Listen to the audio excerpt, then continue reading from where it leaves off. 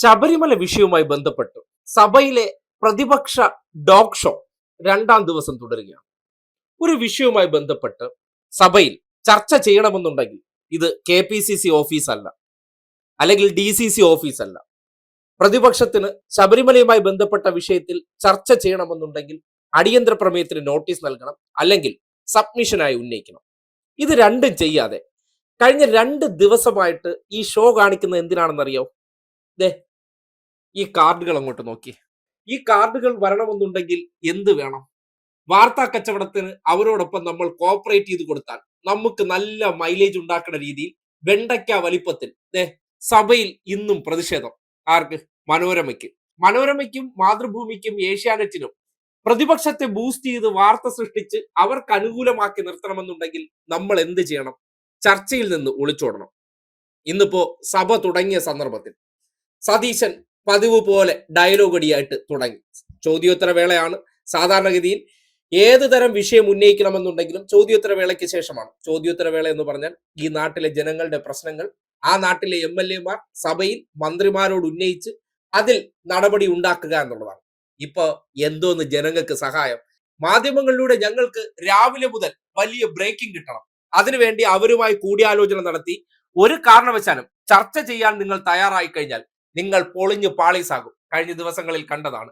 ചർച്ചയ്ക്ക് പിടികൊടുക്കാതെ, ചട്ടപ്രകാരം ഒരു നോട്ടീസും കൊടുക്കാതെ രാവിലെ മുതൽ മാധ്യമങ്ങൾക്ക് ടെലികാസ്റ്റ് ചെയ്യാൻ വേണ്ടി വന്ന് സതീശന്റെ പതിവ് ഊളത്തരം അങ്ങ് തുടങ്ങി. സർ, ഈ ശബരിമല വിഷയമാണ് ഞങ്ങൾ ഇന്നലെ കൊണ്ടുവന്ന് സഭാ നടപടികൾ സ്തംഭിക്കുന്നതിന് കാരണമായത്. സർ, ഇന്നലെ വന്ന ഹൈക്കോടതി വിധി വളരെ ഞെട്ടിക്കുന്നതാണ്.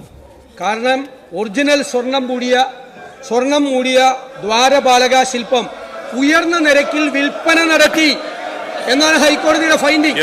സർ, ശബരിമലയിലെ ദ്വാരപാലക ശില്പം ഉയർന്ന നിരക്കിൽ വിൽപ്പന നടത്തി എന്നുള്ളൊരു ഫൈൻഡിംഗ് ഉണ്ടായിരിക്കുന്നു. അല്ല, ലെറ്റ് മീ കംപ്ലീറ്റ്. ഉണ്ടായിരിക്കുന്നു. മാത്രമല്ല പുണ്യപരിപാവനമായ ശബരിമല അമ്പലത്തെ മാത്രമല്ല ലക്ഷക്കണക്കിന് വിശ്വാസികളെ കൂടി വഞ്ചിച്ചിരിക്കുകയാണ് ദേവസ്വം ബോർഡ്. അതുകൊണ്ട് ഞാൻ പറയട്ടെ, അവരവിടെ ഇരിക്കട്ടെ, ഞാൻ പറയട്ടെ, അവിടെ ഇരിക്കാൻ പറ. അതുകൊണ്ട് ഗൗരവതരമായി ഞങ്ങളുടെ ഡിമാൻഡ് ബഹുമാനപ്പെട്ട ദേവസ്വം ബോർഡ് മന്ത്രി രാജിവെക്കണം, ദേവസ്വം ബോർഡിനെ പുറത്താക്കണം. സാർ, അതിന് സർക്കാരിന്റെ തീരുമാനം പ്രഖ്യാപിക്കണം. ബഹുമാനപ്പെട്ട ഹൈക്കോടതിയെ പോലും അംഗീകരിക്കുന്നില്ല എന്ന നിലപാടാണ് പ്രതിപക്ഷ മേധാവി ഇപ്പോൾ സ്വീകരിച്ചിട്ടുള്ളത്. ഈ ഗവൺമെന്റും ദേവസ്വം ബോർഡും മന്ത്രിയും എല്ലാം വ്യക്തമാക്കി ഏത് അന്വേഷണത്തെയും സ്വാഗതം ചെയ്യുന്നു. ഹൈക്കോടതിയുടെ മേൽനോട്ടത്തിൽ തന്നെ ഒരു അന്വേഷണം വരുമ്പോൾ ഹൈക്കോടതിയെ പോലും അംഗീകരിക്കാതെയുള്ള ഈ നാടകം കേവലം സങ്കുചിത രാഷ്ട്രീയത്തിന് വേണ്ടിയുള്ളതാണ്. നിയമസഭാ നടപടികൾ തുടർച്ചയായി സ്തംഭിപ്പിക്കുന്നത് ഹൈക്കോടതിയെ പോലും അംഗീകരിക്കാൻ പ്രതിപക്ഷം തയ്യാറല്ല എന്ന നിലപാടാണ് കാണുന്നത്.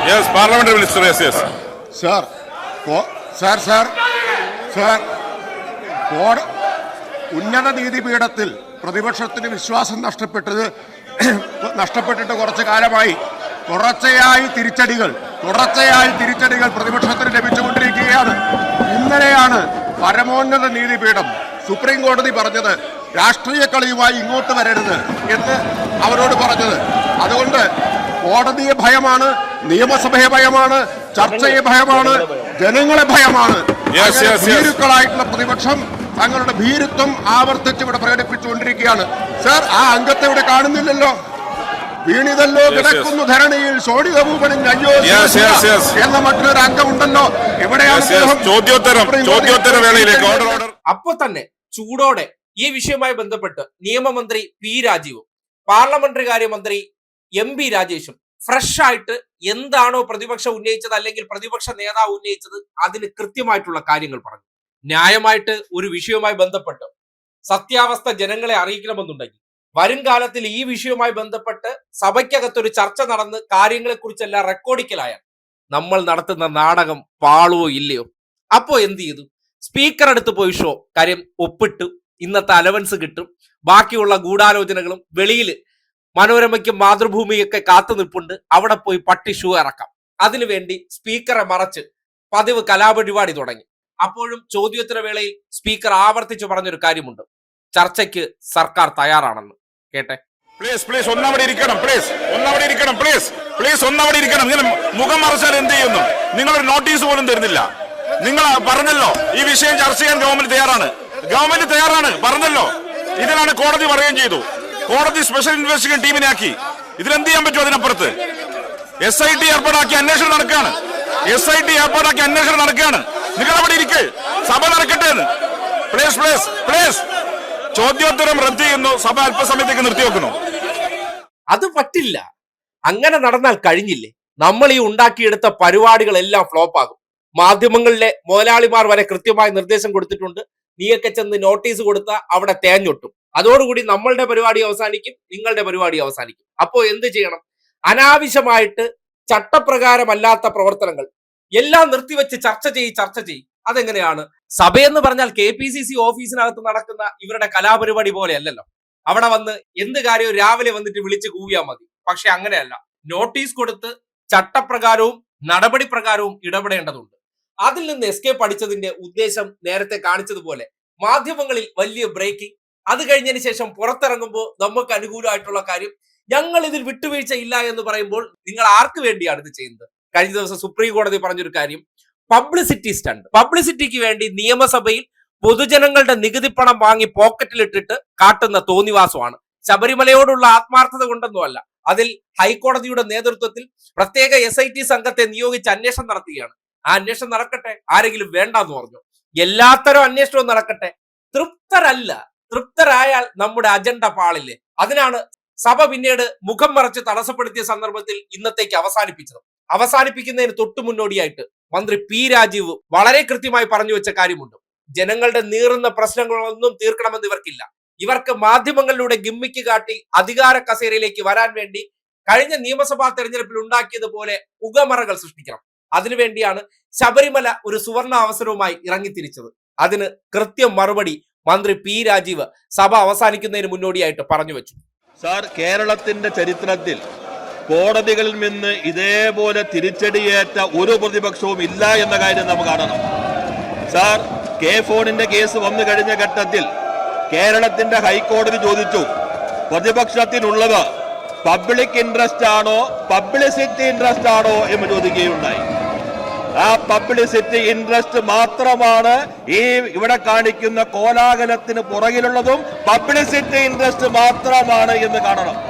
സാർ, AI ക്യാമറയുമായി ബന്ധപ്പെട്ട പ്രതിപക്ഷ നേതാവും മുൻ പ്രതിപക്ഷ നേതാവും കോടതിയിൽ പോയി കഴിഞ്ഞപ്പോ ബഹുമാനപ്പെട്ട ഹൈക്കോടതി ഒരു കാര്യം പറഞ്ഞു, നിങ്ങളുടെ രാഷ്ട്രീയ തർക്കത്തിനും സങ്കുചിത താല്പര്യത്തിനുള്ള വേദിയായി കോടതിയെ മാറ്റരുത് എന്ന മുന്നറിയിപ്പ് കേരള ഹൈക്കോടതി നൽകുകയുണ്ടായി. സാർ, പിന്നെ ഇവിടെ ഒരു വക്കീലുണ്ട് സാർ, അദ്ദേഹം താഴെ കോടതി പോയി തോക്കുമ്പോ പറയും അപ്പീൽ പോകാൻ വിധിയായിട്ടുണ്ട്.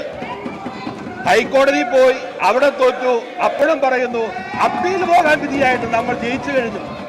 പിന്നെ സുപ്രീം കോടതി പോയപ്പോ സുപ്രീം കോടതിയുടെ ഇതേവരെയുള്ള ചരിത്രത്തിൽ ഒരു നിയമസഭാ സാമാജികനോട് ചോദിക്കുകയാണ് 10 ലക്ഷം രൂപ ഫൈൻ അടിക്കണമോ എന്ന് ചോദിച്ച ചരിത്രം കേരളത്തിന്റെ സുപ്രീം കോടതിയുടെ ചരിത്രത്തിൽ ഇതേവരെയില്ല സാർ. സ്വന്തമായിട്ട് ഓഫീസുണ്ട് സാർ, സ്വന്തമായി വാദിക്കുന്നയാളാണ് സാർ.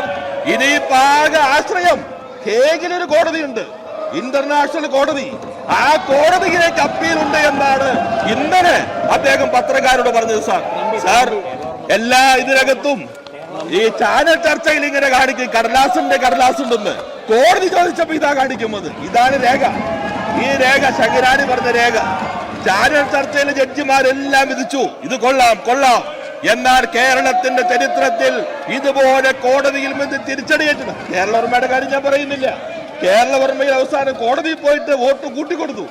ഏത് SFIക്കാർക്ക് ഒന്നുകൂടി വോട്ട് കൂട്ടിക്കൊടുത്ത അസാധാരണമായ സ്ഥിതിയുള്ള ആ നിയമസഭാ സാമാജികൻ കൂടിയുള്ള സ്ഥലമാണ് സാർ. അപ്പോ ഹൈക്കോടതിയിൽ നിന്ന് സുപ്രീം കോടതിയിൽ നിന്ന് എല്ലാ കോടതിയിൽ നിന്നും ഭരണപക്ഷത്തിനാണ് സാധാരണ തിരിച്ചടിയേക്കുക എന്നാണ് വാർത്തയെങ്കിൽ പ്രതിപക്ഷത്തിന് തുടർച്ചയായ തിരിച്ചടികൾ മാത്രം അതാണ് ഉണ്ടായിട്ടെന്ന് കാണണം സാർ. ഹൈക്കോടതിയുടെ ഇന്നലത്തെ SITയിൽ ഒരു ചെറിയ വ്യത്യാസമുള്ളൂ.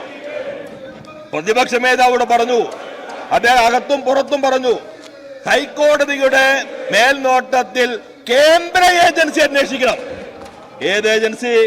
കേന്ദ്ര ഏജൻസി.